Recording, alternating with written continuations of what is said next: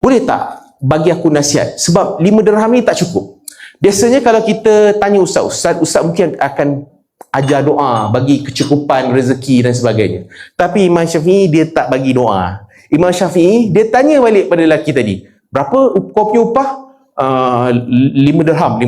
Okey, macam ni. Pergi jumpa bos kau, majikan kau, pergi minta kurangkan lagi gaji. Tuan-tuan, kita punya logik, kalau tak cukup, pergi HR minta naik gaji. Tapi ini Imam Syafi'i minta kat lelaki tadi, jumpa dengan bos kau, turunkan gaji. Tak apalah, sebagai Imam Syafi'i, dia pun ikut arahan. Dia pergi jumpa dengan bos dia, saya minta turunkan saya punya upah. Tuan-tuan, within 24 hours, turun terus daripada 5 jadi 4. So, bila jadi 4, tuan-tuan, secara logik ini tak cukup lah.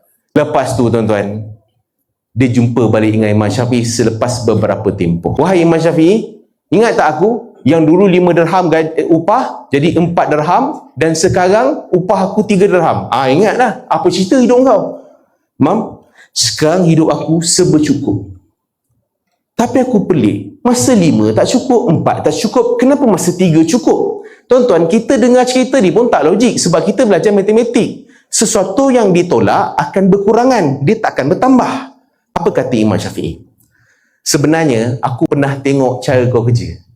Cara kau berurusan dengan pelanggan, cara kau uruskan stok, cara kau kira duit, engkau tidak layak untuk dibayar 5 dirham. Sebab tu aku minta engkau untuk turunkan kau punya upah. Sekarang berapa upah kau? 3 dirham. Cukup tak?